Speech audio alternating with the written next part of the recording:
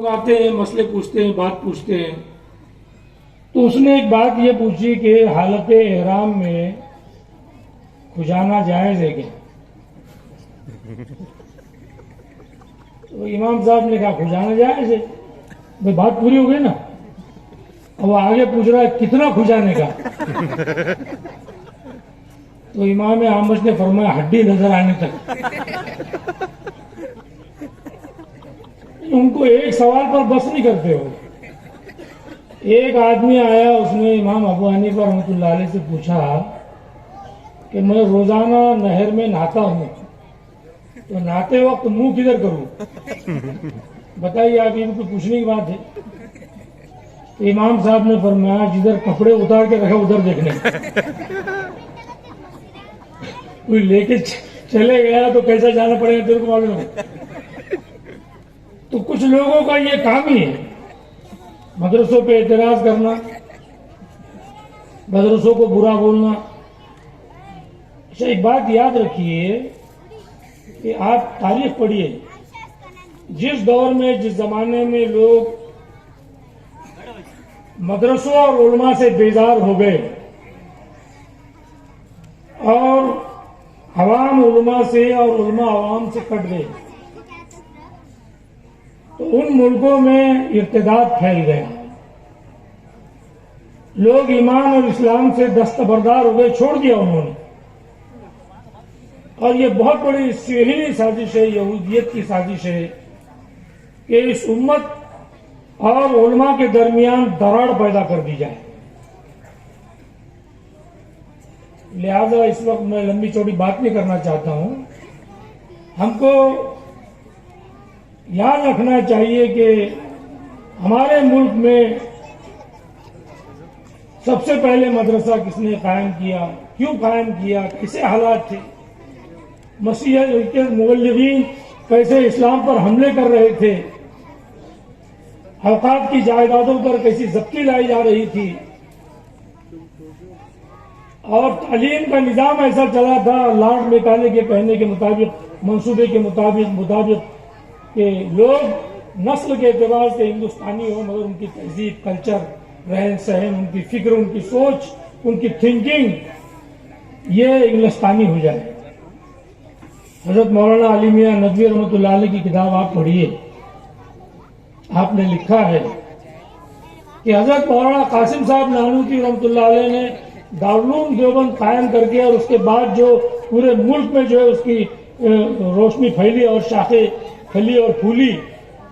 हजरत अली मियां रहमतुल्लाह अलैह लिखते हैं कि उसका मकसद और मदरसों का मकसद यही है कि लोग चाहे ईरानी हो, अफगानी हो, तुरानी हो, हिंदुस्तानी हो, मगर उनकी फिक्र और तहजीब इस्लामी हो।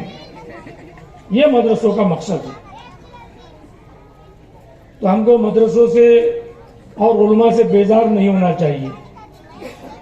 देखिए, एक बात बोलकर मैं अपनी बात पूरी करता हूँ। ये मेरे तजुर्बात है, मैं कोई लंबी चौड़ी बात नहीं कर रहा हूँ, ये प्रैक्टिकली है, या ऐसा हो रहा है, होता है। लोग उलमा से इतने बेजार रहते हैं कभी कभी,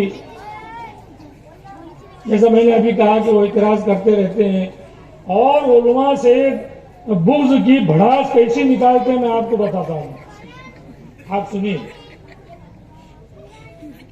मेरे पास एक साहब आए और वो एक हदीस बयान करने लगे। बहुत लंबी बात नहीं कर रहा हूं मैं। और वो हदीस आप सबको मालूम है, हजरत अबू हुरैरा रज़ियल्लाहु तआला अन्हु की रिवायत करता है। इसका मफहूम यही है, वो बयान कर रहा था, मेरे पास सामने बैठ गए कि सही को लाया जाएगा, फिर पूछा जाएगा तूने सखावत की क्यों की? वो बोलेंगे अल्लाह के वास्ते किया। तो कहा जाएगा कि तूने इसलिए सखावत की है कि लोग तुझको सखी कहे।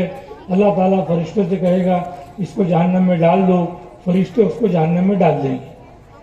बात ठीक है ना? सुनिए आप। फिर एक शहीद को लाया जाएगा, क्यों शहीद हुआ? तेरे रास्ते में कुर्बानी दी, मैंने जान दी। नहीं, इसलिए नहीं शहीद हुआ, लोग तुझको बहादुर कहे, इसलिए तूने जो है अपनी जान दी है। अल्लाह फरिश्तों से कहेगा फरिश्तों इसको जहन्नम में डाल दो, फरिश्तों उसको जहन्नम में डाल देंगे। फिर एक आलिम लाया जाएगा, वो मेरे सामने बोल रहा है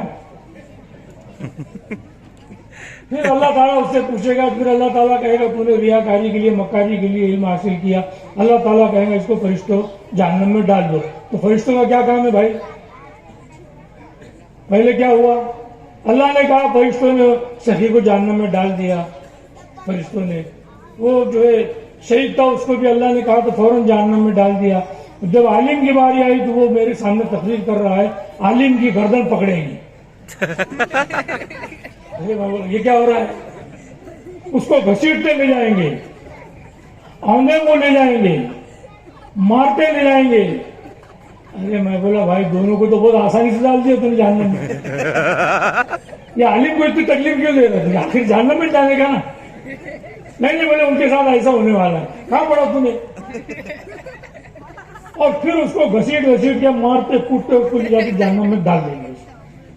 यानी दिल में जो बुग़्ज़ है उसको ऐसा वो निकालना। दोनों को आसानी से डाल दिया और इसको खींचते घसीटते गले में रस्सी डाल के उल्टा मुंह करके औंधा मुंह करके, यानी उससे ज्यादा तकलीफ नहीं उठा रहा बोलने में। जो करेंगे नहीं करेंगे बात की बात है, और उससे ज्यादा ये तकलीफ उठा रहा है बोलने में। तो मैं आपसे सिर्फ ये बात कहूंगा, आपको मैं थोड़ा सा मौलाना का होने वाला है बयान, आप मुस्तफिद हुई जरा, मैंने आपको आशाश बशाश कर दिया, मगर ये रियल फैक्ट है, ये वाकया है। तो उलमा से बदजनी दूर कीजिए, मदारिस से बेदारी खत्म कीजिए। ये मदरसे इस सरजमीन पर, मैंने पहले कहा कि जमानत इस बात की कि आपका भी ईमान बाकी रहेगा इंशाअल्लाह, और आने वाली नस्लों का भी ईमान बाकी रहेगा। किसान जिस तरह फसल की निगहबानी करता है, पानी देता है, आपको अपनी नस्ल की निगहबानी करनी है और उसको पानी देना है। मैं बहुत ही दिल से जो है मशहूर हूँ इस बात का, और मुझको बहुत ही रूहानी खुशी महसूस हो रही है कि हमारे राहता की सरजमीन पर हज़रत मौलाना यहाँ तशरीफ़ फरमा है। अल्लाह ताला उनकी उम्र में बरकत अता फरमाए और उनको सेहत कामिल अता फरमाए। व आखिर दावाना अल्हम्दुलिल्लाहि रब्बिल आलमीन।